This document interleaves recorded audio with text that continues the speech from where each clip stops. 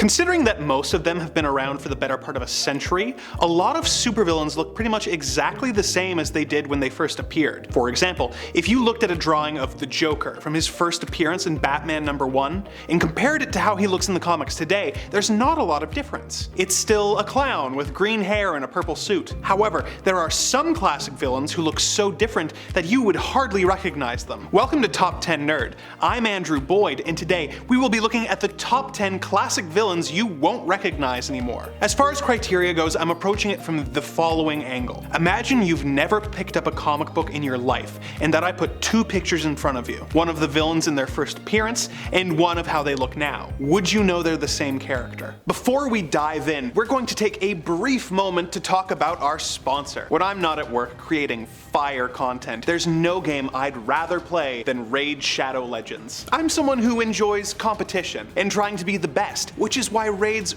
regular tournaments and events are so great. They allow me to compete against players from all over the world and then crush them! With so many new challenges to conquer, not only will you get loads of in-game rewards, but you'll get that sweet rush of dopamine as you see your name shoot to the top of the leaderboard. The mobile aspect of the game means that you never have to stop raiding, and with its extensive lore and over 700 champions, each with their own unique and exciting backstories, you'll never want to. And just because the holidays are over doesn't mean you can't get some great holiday deals. Right now, if you download Raid Shadow Legends using the links below, you can copy your player ID from in-game and then go to 12daysofraid.plarium.com, link in the description, enter your player ID, and then set out on a fun, festive adventure that lasts 12 days running from December 19th to January 10th. Each day, experience a new chapter of this wintry story and play a new mini-game for a chance to win some amazing in-game and real-life prizes, including holiday-themed raid champions and even Amazon gift cards worth up to $1,000. Existing raid players, don't think we're leaving you out. Head to 12daysofraid.plarium.com where you can find a special holiday promo code that everyone can use for a small festive gift. But right now, Raid has something really special for new and long-time players alike, with the Ronda Rousey Legendary Champion based off of MMA and pro wrestling legend Ronda Rousey. You can get Ronda for free right now just by logging into Raid and playing it for 7 days between now and February 20th. That's all you have to do. Not good enough? Well, new and old players alike can use the promo code RAIDRONDA and get a 3-day 100% XP boost, 500k of silver, and 5 full energy refills. Perfect for getting your Ronda in fighting shape. Once again, the promo code for all those goodies is RAIDRONDA. Still not enough? Well, if you click the link in the description right now, new players will get a series of unique bonuses worth $35, like a free epic champion, Jotun, 100k of silver, 50 gems, and 2 epic skill tomes. All this treasure will be waiting for you here for 30 days for new players only, so there is no better time to sign up. With that out of the way, on with the list. Number 10, Harley Quinn. Harley Quinn was created in the classic 90s Batman animated series where she was the Joker's main henchwench and girlfriend. She proved so popular that she was brought into the main comic book continuity, where she was dressed pretty much the same as she was in the animated show, with a red and black jester costume. Over the years, both her look and personality have evolved as she has broken away from the Joker and become her own person, who is a bit more of an anti-hero at this point. Although her color scheme has remained the same, she now has a bit more of a wild look, wearing a red and black corset and leather jacket, letting her blonde hair with dyed pigtails flow free. It is a major difference, but there are other characters who have changed even more, which is why Harley is at the bottom of this list. Number 9, Paste Pot Pete. Originally, Pete used a glue gun to commit robberies while dressed in this rather strange green jumpsuit and purple beret. Paste Pot Pete is really Peter Petruski, a scientist who developed an advanced adhesive that made him very wealthy. However, he believed that a life of crime would be even more lucrative and began robbing banks and stealing missiles. He updated his costume a couple times, going for a more purple pouchy theme, and ended up changing his name to the Trapster after Spider-Man burst into hysterical laughter upon hearing the name Paste Pot Pete. He made some minor updates to his look in the following years, but eventually settled on a yellow and brown outfit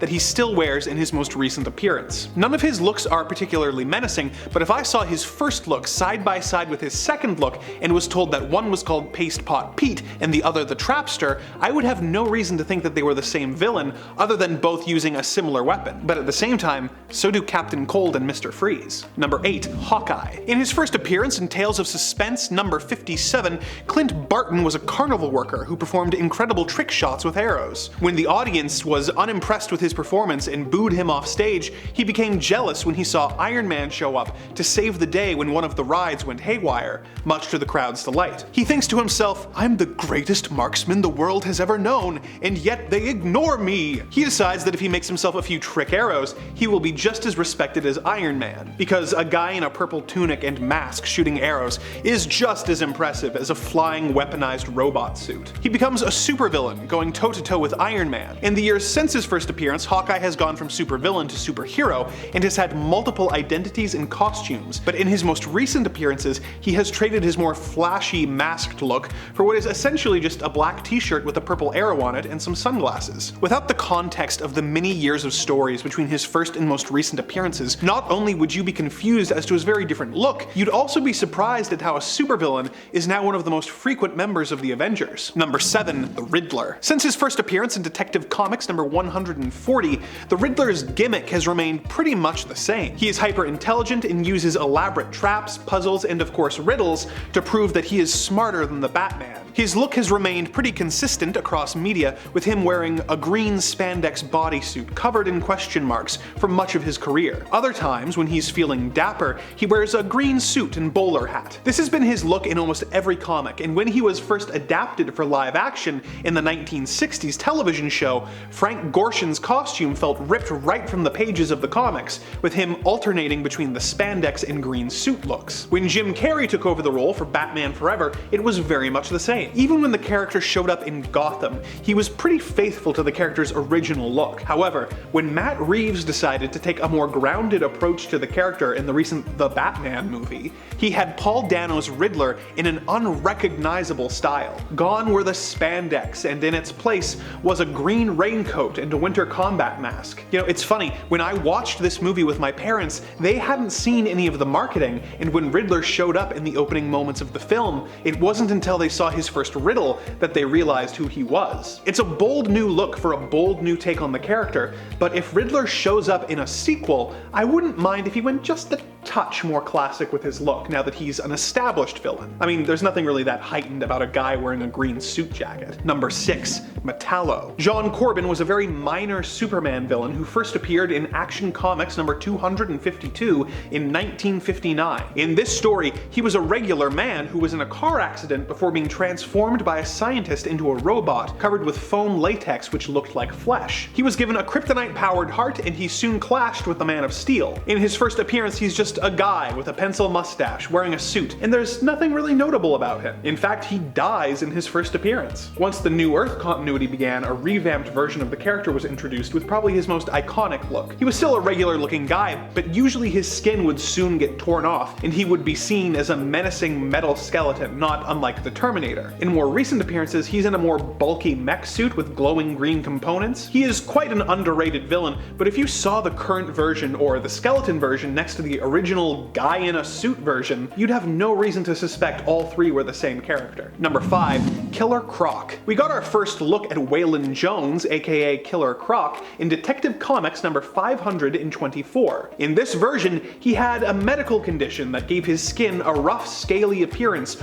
earning him the nickname Killer Croc. In his first appearance, Croc is actually pretty cunning, being able to rise almost to the top of the Gotham underworld. His physical appearance is also pretty tame, being gray and scaly but still clearly a human being. As he made subsequent appearances, not only did he get dumber, dumber, but his look became more and more exaggerated until he eventually looked like an actual crocodile, with green scales, sharp teeth, and sometimes even a tail. His size in the original comics is large, but still within believable human proportions, whereas at this point, he is so tall that it's hard to imagine any skin condition resulting in a villain like Croc. Number 4. The Green Goblin. Arguably Spider-Man's greatest foe is the Green Goblin. First appearing all the way back in Amazing Spider-Man number 14, the Green Goblin had a pretty consistent look for most of his career, sporting a purple and green costume with a horrifying, grinning goblin mask with a purple hat. He flies around on a bat-shaped glider and throws exploding pumpkins at Spidey. Over the years, Norman Osborn has had a few different aliases and therefore costumes, such as the Iron Patriot and the Goblin King, but it's usually not long before he's back in the green duds. More recently though, he's trying to be a hero and is wearing a white and gold bodysuit and going by the name Gold Goblin. The glider kinda gives it away, but based purely on the costume, would you think this is the same guy? If that's not different enough for you, just take a look at the Green Goblin in the Ultimate Universe, where he is more like a Hulk than the classic villain. Number 3. Victor Freeze. This classic Batman villain was very different in his first appearance in Batman Volume 1, number 121. He was a scientist who suffered an accident that forced him to wear a specialized cryosuit that kept his body temperature below freezing. He soon began committing crimes not as Mr. Freeze, but as Mr. Zero. His original look was a green and pink bodysuit with a bubble-shaped helmet feeding him cold air. When the character was adapted for the 60s television show, he was renamed Mr. Freeze, and this name eventually was brought over into the comics. His look began to evolve closer to how we now know him, but he remained a rather C-list villain until the 90s animated series revamped his origin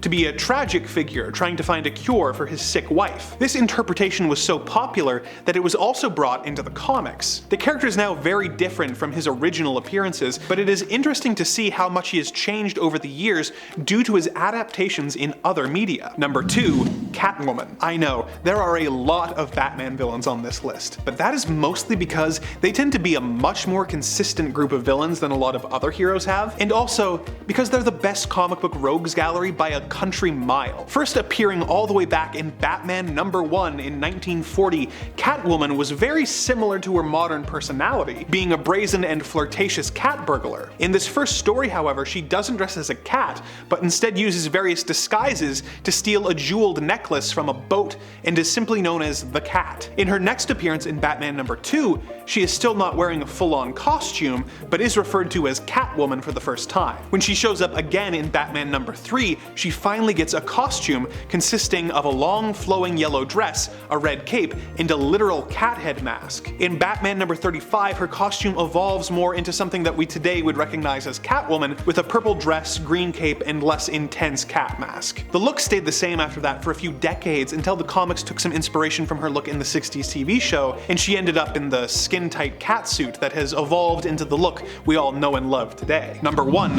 Thunderbolt Ross. For most of his history, since Thaddeus Thunderbolt Ross first appeared in Incredible Hulk number 1, he has remained pretty much the same. He's an angry mustachioed general obsessed with capturing or killing the Hulk. He stayed this way for decades, being a constant antagonist in the Hulk stories, but the status quo changed in 2008 when he joined the group of villains known as the Intelligentsia, who helped transform Ross into the Red Hulk. Since then, Red Hulk has been both villain and hero, but if you saw the original Ross next to the Red Hulk, you would have no reason to suspect that they are one and the same. Any other villains who have become unrecognizable since their first appearances? Let us know in the comments below, and remember to like and subscribe for more Top 10 Nerd.